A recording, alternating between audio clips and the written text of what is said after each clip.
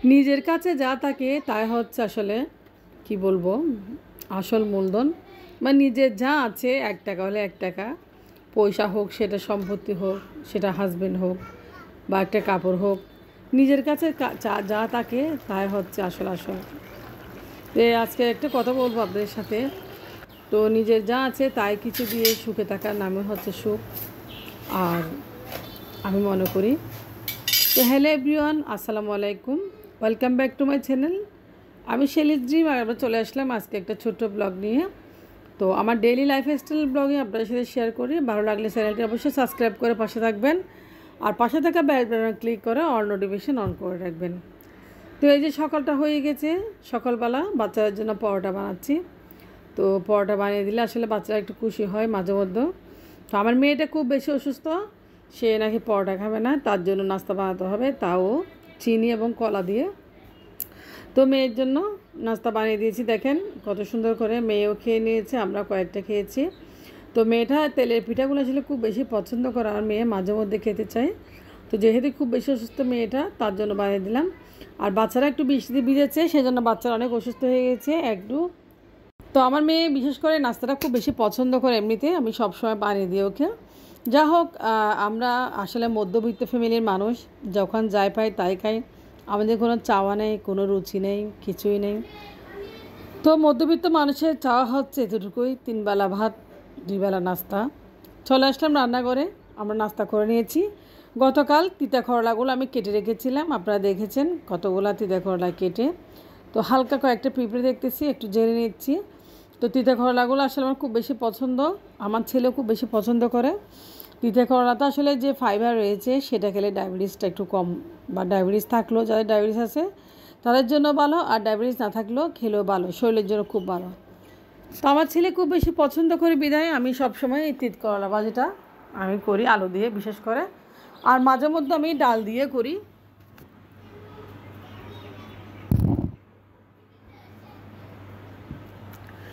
তো আলুগুলো কেটে নিচ্ছি আমি ভাজি করার জন্য। আমি আজকে শুটকি দিয়ে আলু রান্না করব।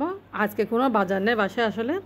তো হাজব্যান্ডের মাসের শেষ, হাজব্যান্ডকে বলবো কি আর, সে স্যালারি পাই মাসের শেষে। তো যা হোক, আমি হাজব্যান্ডকে কোনো প্যারাইতে চাই না, আমি ওই ধরনের মেয়েও না। বাসায় যা আছে তাই রান্না করব। আর বিশেষ করে আমার ছেলে মেয়ে মাছ মাংস একটু খুব কম পছন্দ করে।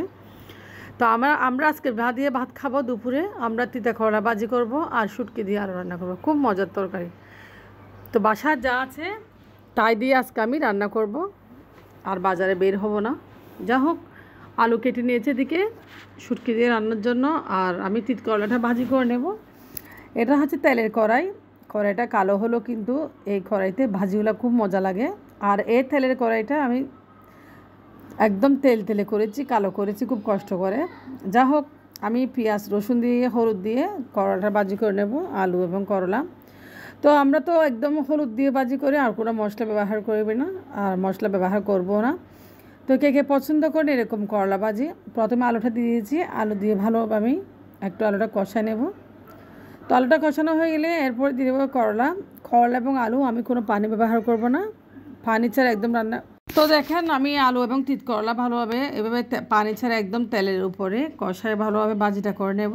তো আমার ছেলেরও খুব বেশি পছন্দ, আর বিশেষ করে দুপুরে করলা ভাজি দিয়ে গরম ভাত, সে কী যে অমৃত লাগে তা বলার বাইরে। যেহেতু বাসায় কোনো বাজারও নেই, আজকে এগুলোই রান্না করে নেব আমি। তো রাত্রে বাচ্চাদেরকে আসলে ডিম সিদ্ধ করে দিব কয়েকটা। আমনি মুরগির মাংস ফ্রিজে রয়েছে, কিন্তু বাচ্চারা খাচ্ছে না। যাই হোক, আমার ছেলে মেয়ে একটু সবজিটা বেশি পছন্দ করতেছে, আর এখন সমুদ্র বন্ধ হওয়ার কারণে আমাদের সামুদ্রিক মাছও কম খাওয়া হচ্ছে। তো এদিকে আলু কেটে নিয়েছি, আর শুটকিও নিয়েছি। এদিকে দেখেন কতগুলো শুটকি, লইট্টা শুটকি বলে এগুলো আমাদের চট্টগ্রাম মানুষরা। তো শুটকিগুলো আমি একটু গরম পানি দিয়ে ধুয়ে নেব। মাঝখানে দেখেন ভাজিটা প্রায় হয়ে গেছে, আর একটু ভাজিটা আমি ভালোভাবে নেড়ে চেড়ে কষিয়ে নেব। তো ভাজিটাতে আমি কোনো পানি ব্যবহার করব না, এখানে শুধু তেলের উপরে ভাজিটা রান্না হবে। হালকা একটু তেল দিয়েছি বেশি করে, আর তেল একটু কম দিলে ভাজি আসলে মজা হয় না, একটু তেল দিতে হয়। তো আমি একটু তেল দিয়েছি।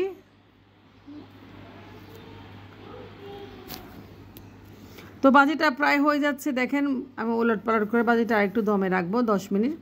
তো ভাজি হতে বেশিক্ষণ সময় লাগে না, দমে রাখলে আসলে ভাজিটা খুব সুন্দর করে হয়ে যায়। তো ভাজিটা আবারও ঢেকে দিব ভাজিটা হয়ে যাক, এক পাশে রেখে দিচ্ছি। এদিকে আমি শুটকিগুলো একটু গরম পানিতে অফ ক্যামেরায় গরম পানিতে ধুয়ে নিয়েছি। যেহেতু শুটকি তো অনেক ধরনের পোকামাকড় থাকে, আর শুটকিতে অনেক ধরনের বা জীবাণু থাকে। তো আমি সবসময় শুটকিগুলো একটু গরম পানি ধুয়ে তারপর নর্মাল পানি দিয়ে ধুয়ে নিই। প্রথমে গরম পানিতে ধুয়ে নিয়েছি, এবার নর্মাল পানিতে ধুয়ে নিচ্ছি। তো আজকে অনেক দেরি হয়ে গেছে, এখন প্রায় 12টা 15। আমি 1 ঘন্টার ভিতর রান্নাটা করেছি। 1 ঘন্টার ভিতর রান্না করে গোসল করে খাওয়া দাওয়া শেষ করলাম 2টার ভিতর।